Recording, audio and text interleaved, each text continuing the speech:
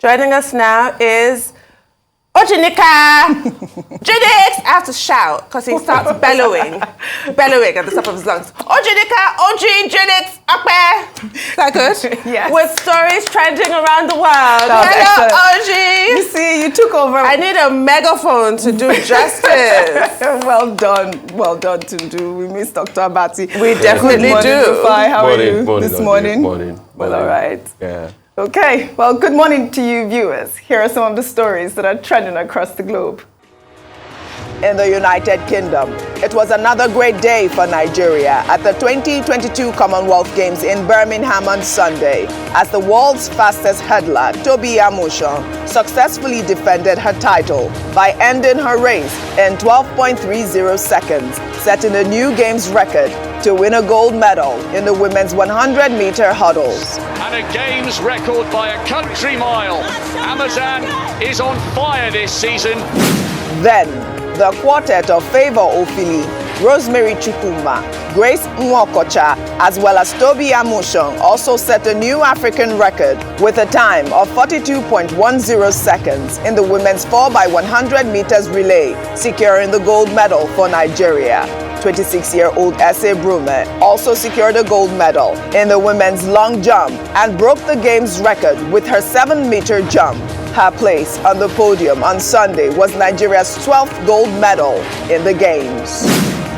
In Italy, 2 demonstrations were held over the weekend to demand justice for Nigerian street vendor Alika Ogochukwu, who was beaten and strangled to death by an Italian man named Filippo Falazzo in an attack that attracted global headlines. The first demonstration was led by Ogochukwu's widow, Charity Oriaki, and 2 of his brothers, accompanied by Nigerians living in Macerata province. The second demonstration was led by Black Italians from all over Italy, who demanded that the authorities make a U-turn and recognize the role they believe race played in the July 29th killing.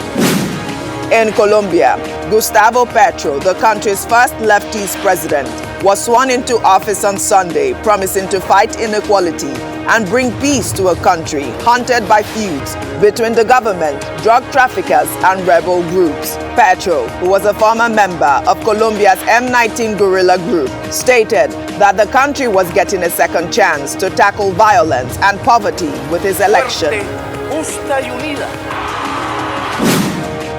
In Ukraine, President Volodymyr Zelensky, on the occasion of Air Force Day on Sunday, presented the Order of the Golden Star to military personnel who have been awarded the title Hero of Ukraine, the highest award that can be conferred in the country. The award was also conferred to family members of fallen heroes. Finally, under entertainment, the Horniman Museum in London is set to return 72 artifacts looted from Benin Kingdom in the 19th century back to Nigeria. The looted artifacts include 12 brass plaques, a brass cockerel, and a key to the King's Palace. The move followed a request by the National Commission for Museums and Monuments in January, signaling a response to the ongoing negotiations to repatriate Nigeria's stolen artifacts. Last year, Germany announced that it will return over 7,000 of such artifacts housed in its museums to Nigeria. Well, let's begin what's trending. A senior special assistant to President Muhammadu Buhari on Media and Publicity, Garba Shehu, over the weekend asked parents to join the federal government in begging the Academic Staff Union of Universities to end its ongoing strike. Shehu made the appeal while speaking at the 11th graduation ceremony of Gleason International Academy in Abuja, which his son attends. The presidential spokesperson said that the government is doing its part and that parents should support by appealing to ASU. His appeal came barely 24 hours after the Minister of State for Labor and Employment, Festus Keyamo, also asked parents to beg ASU to end their almost 7-month-old strike. Well, in the meantime, Festus Keyamo, while addressing security challenges in the country during a live television interview, defended the federal government's seeming failure in the handling of insecurity. In his argument over the weekend, the minister said that there is insecurity all over the world, including the United States of America, and that Nigeria cannot be an exception, while further stating that the only place where there is no security breach is heaven. The minister also claimed that the APC did not promise Nigerians the eradication of insecurity, but promised adequate response to security challenges. Well, let's take some tweets. This is from Pascal, who wrote, "Only heaven has no security breach, so PMB can be excused, right?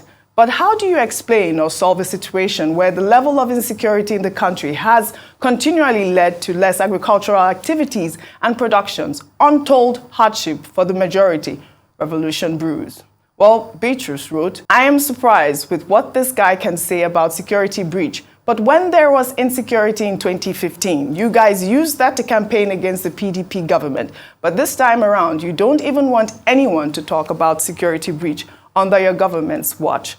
Well, I like Bridges' tweet because basically that's what they campaigned on. They were going to solve insecurity. But Festus Keyamo came under fire over the weekend because of not just that comment. He also made a comment about ASU, saying that, ASU was demanding, and they were demanding false claims about what they wanted in resolving the issue with the ongoing strike.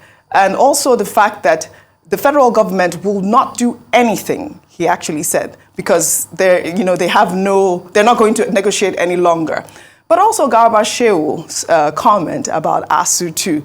You can see that these people, these public office holders, are very, insensitive about how applied to Tundu Abiola. I think that's just the word. That's the perfect word. It's insensitivity, because I fail to see how such comments are in any way reassuring or helpful at all. I'll start with the first one about parents being asked to beg ASU. I'm sure parents have been doing their best to reach out to ASU, because no parent wants to see their child sitting at home for 1 week, 1 month, and now we're at 6 months. So I'm sure they have been doing their best. But for crying out loud, Nigerian parents already have to do so much, don't we? Yes. We have to provide so much. We talked about right at the start of the show, the first segment of the show was about the collapse in the power grid. As parents, to provide power for your children.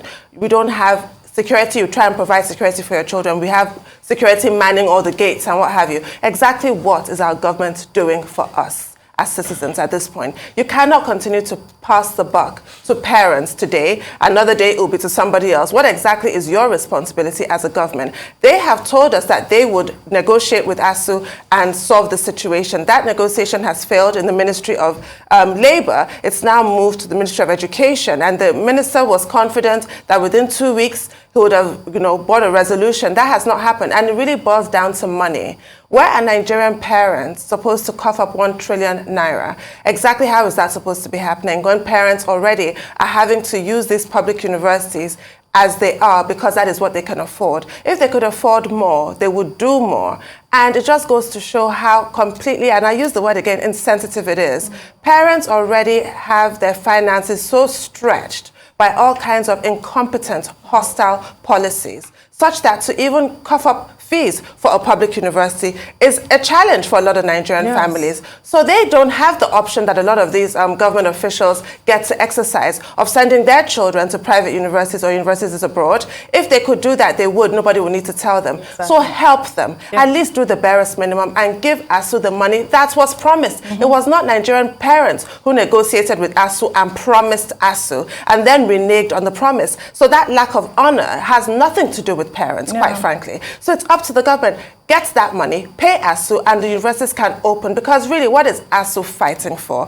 To provide a decent level of education for Nigerian children. You don't have to be a millionaire's child to have a decent education in Nigeria, surely. So this is what it's all about. And you, passing the buck to parents is really disgraceful. And then talking about insecurity, saying the only security you can get is in heaven when you die. I mean, it just goes to show, you showed right at the top of your segment, OG, that rally for Alita Ugochukwu and also Beauty Davis. She's lucky she was assaulted, she wasn't murdered. But still, is there no safe place for Nigerians to live? You can hear how a government minister, member of our cabinet, a spokesperson for the ruling party is talking, basically saying that there's no hope until you die, then you can have peace. That is such an indictment, it's a self-indictment. And I have lived in Nigeria on and off for most of my life, and I remember a time in Nigeria where it was not this bad. So this is not how Nigeria is. The current situation that we are in is as a result of actions and inactions by the government. Nigeria was not always like this. So to ask us to accept this and wait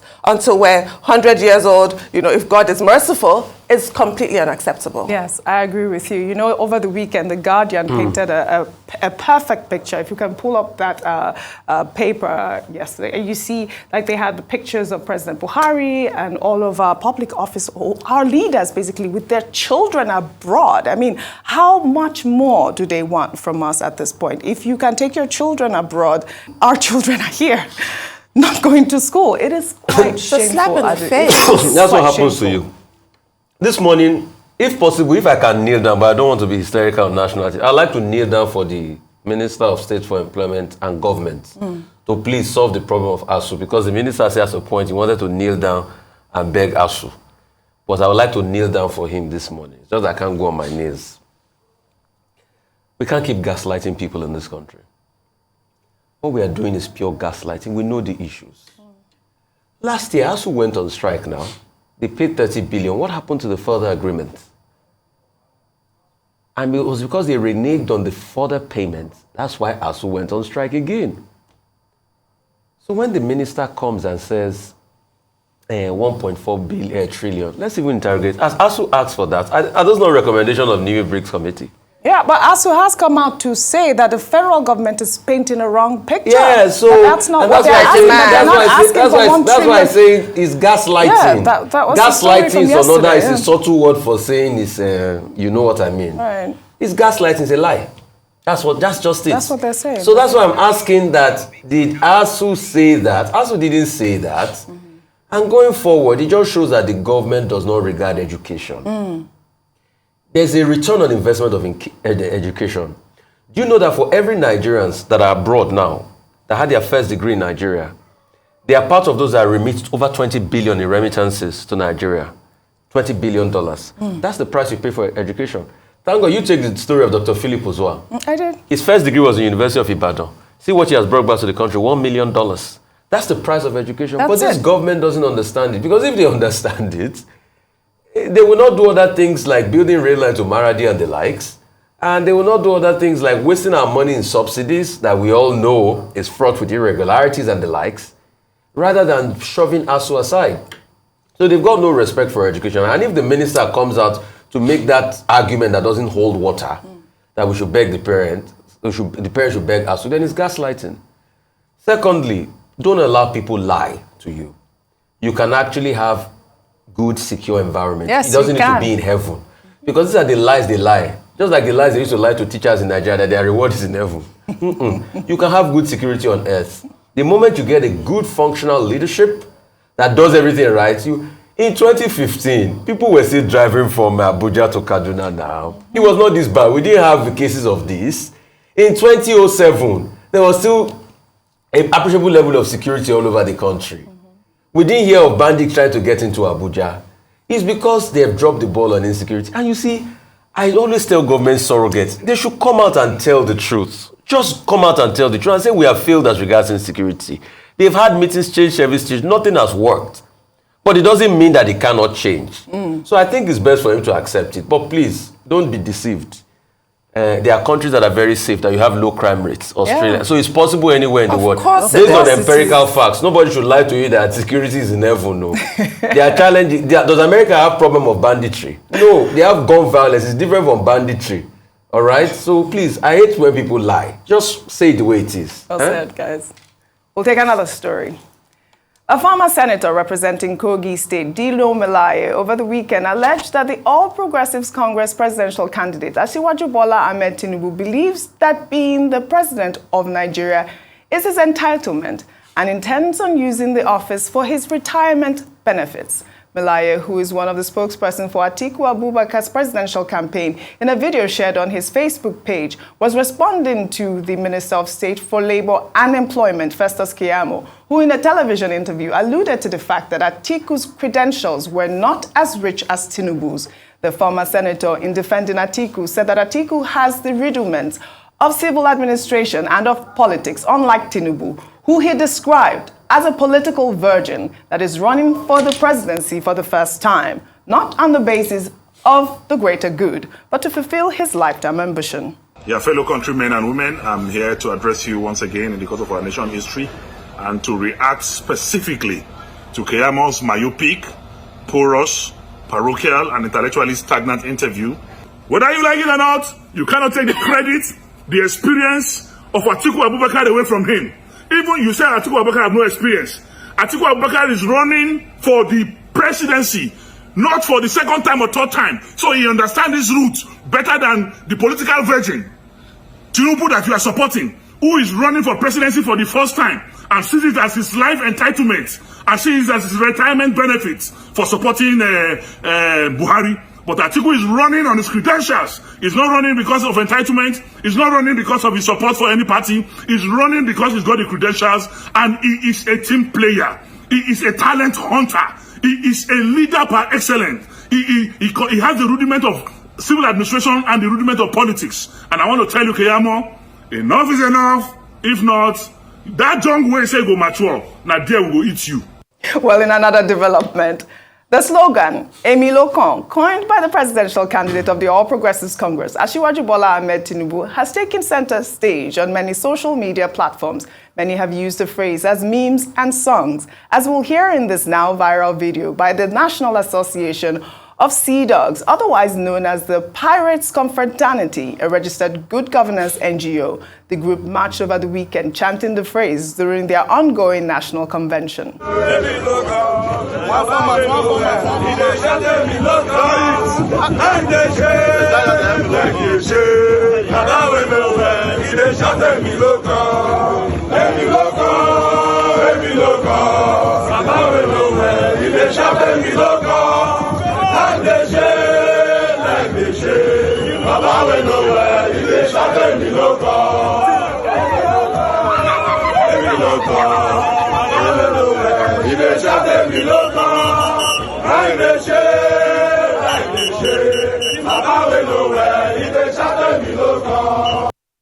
Well, in another development, Pastor David Ibiyeomie of Salvation Ministry, in a recent sermon, cautioned Nigerians against voting the wrong political party or candidate in the 2023 presidential election. While addressing his congregation in Port Harcourt, the Rivers State capital, the pastor said that the exchange rate could go up to 5,000 naira per dollar if Nigerians do not vote wisely. While quoting Ecclesiastes 10:16, a verse from the Bible, the pastor said that it will be dangerous for the country to have a leader who is still in diapers. Let's take a listen. You are saying that this person cannot perform. Yet you are saying he in our party nonsense. I've told, if you vote party, the way you will suffer, me, I'll be here, I will tell you, I will suffer with you. Nothing will make me suffer with you. I know too much that I can't suffer. But I can tell you, look, you know I'm a man of God. Try to make mistake. Neither will tumble to 5,000. If you don't want to tumble to 5,000, better tell yourself what to do. If you vote, it's a word to you when your leader is like a child. That means any leader who will be using dampers is dangerous. It's a word to the whole land. When thy king is what? It's the Bible, I'm not the one who said it. It's a word to the whole land. When thy king is a child. They use dampers for children. So if you have a leader who they use dampers, woe to you. All right. I don't know why I'm laughing. Okay, so real quickly, let's start from Dino Melaye and Festus Keyamo. I think they are political surrogates. I think we should not get drawn into their fights. I mean, all the political parties are the same.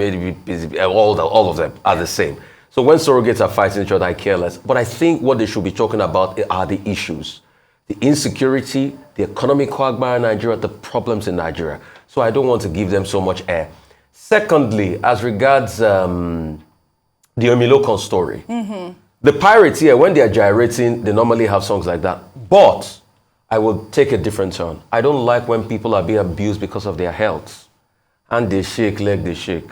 Anybody can fall sick. I agree with you, Rufai. Anybody can have a health challenge. So it's not something you should use to abuse people, please.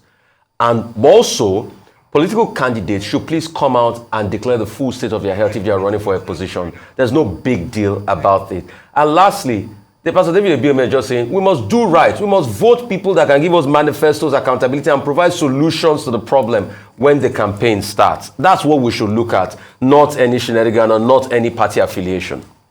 All right. Very well said. Say something. Yeah.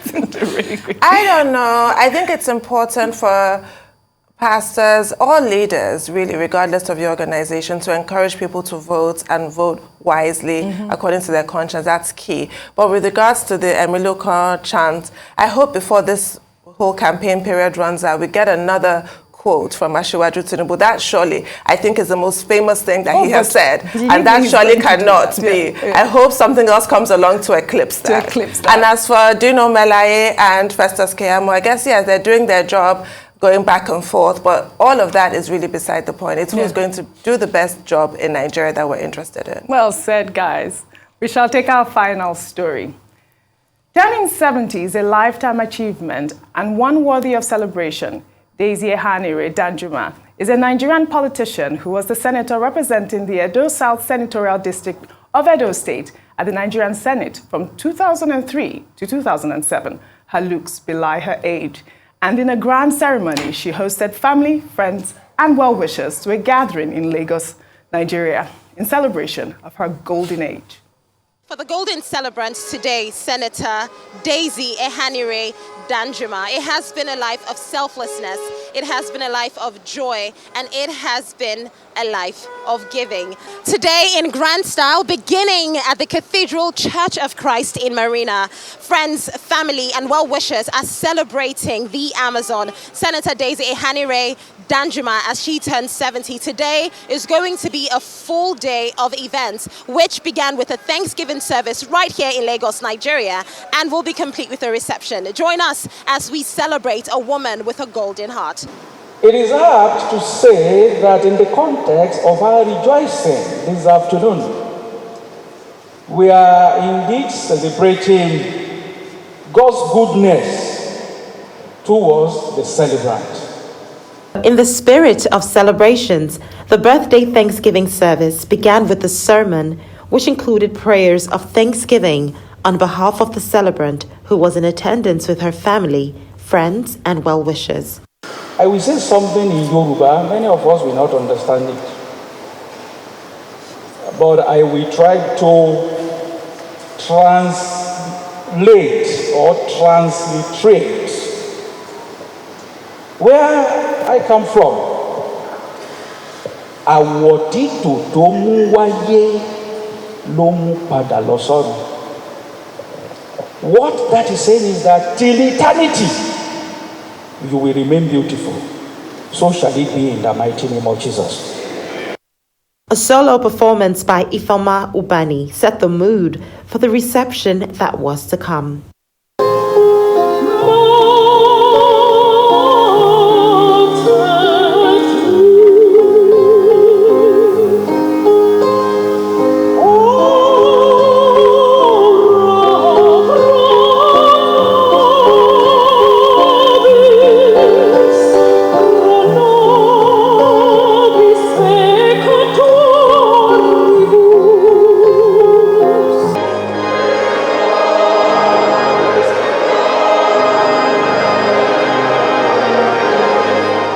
After a joint rendition of the hymn, Praise the Lord, the Thanksgiving service ended and all roads led to the birthday reception.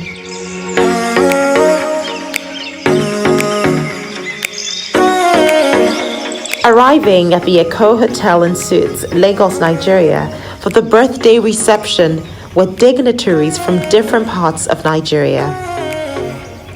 The floral-themed event was an ode to the graceful nature of the celebrant. Seated with her husband, former Nigerian military general and Minister of Defense, Theophilus Yakubu Danjuma, the creme de la creme of the social society in Lagos and Nigeria at large were in attendance for an evening of celebrations to felicitate with Senator Daisy Ehanire Danjuma. Her service to humanity, kindness, and tenderness was greatly highlighted through the evening as personal birthday wishes were delivered to the celebrant.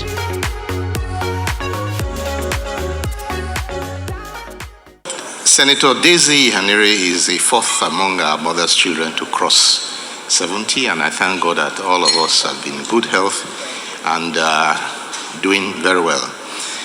So the blessings you have enjoyed, you continue to enjoy, And I also pray that you have long life, the good health you are enjoying, continue to enjoy your friends and whatever it is that God has blessed you with. And for God to bless our family and bless all of us who are here today. And thank you very much for this opportunity to speak. A completely detribalized Nigerian, a virtuous woman, but more importantly, and everybody would be envious of this, a Lagosian, Senator Daisy Danjuma. And my prayer is that God will continue to grant both of you good health, long life, a sound mind, to continue to push forward the narrative, the positive narratives of this country. I want to wish you the very, very best today. This, we believe, will be the beginning of greater things to come. You will be surrounded by your children and grandchildren, and they will call you blessed. You are indeed a precious woman, you are a virtuous woman, you are a mother indeed, and you are a great Nigerian. You are a son of the soil, because you have the key to Lagos. Leave all those Benin and insecurity alone. Now here the thing day. Now here it day. But we'll take you to Taraba and bring you back. This is where it is. Distinguished guests, ladies and gentlemen, please give it off for most distinguished Senator Daisy Danjuma. Thank you very much. I also pray that God will also give Janatiwa Danjuma long life, prosperity, and of course, good health, so that all of us across the country will continue to benefit from him. Once again, on behalf of all those who I am representing here, I say congratulations to this great family, and I say congratulations to all of us who have decided to associate with them. Thank you, and God bless you. A wonderful person in the name of distinguished Senator Daisy Danjuma. May all of us continue to remember her in our prayers, and may God Almighty, who has been with her all these years, continue to bless her always. Thank you, and God bless you. Our celebrant today, a great woman of substance, as beautiful as when I first met her.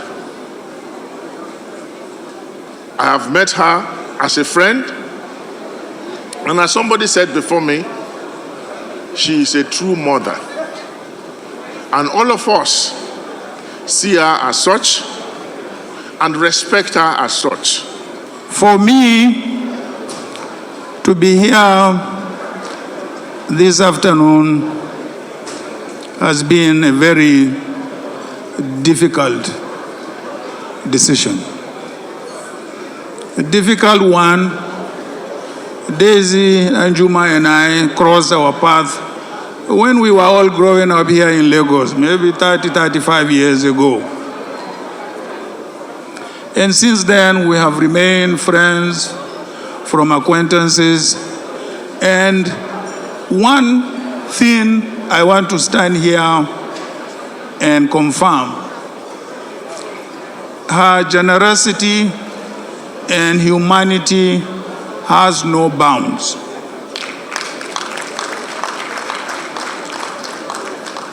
So today, we are celebrating those virtues.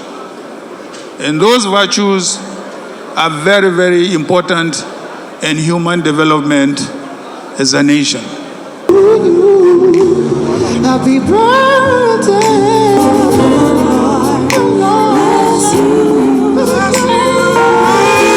Please come.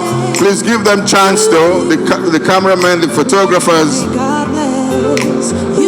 Yep. There is a very popular saying that goes, when you have people speak on your behalf, your heart will be filled with joy. And that's exactly the atmosphere that we had today right here at the Echo Hotel and Suites as we celebrated Senator Daisy Danjuma as she joins the leagues of the septuagenarians, a big 70. Of course, in true Daisy Danjuma fashion statements were made, and the atmosphere was filled with so much gratitude from friends, family members, and well-wishers who all came together today to just show her love for all the goodness, the sacrifices that she has made over the last 70 years. Now, of course, Here on Arise News today, we were here live at the event and we enjoyed every bit of it. And from us to Senator Daisy Ehanire Danjuma, happy birthday. Kachi Ofia, Arise News, Lagos.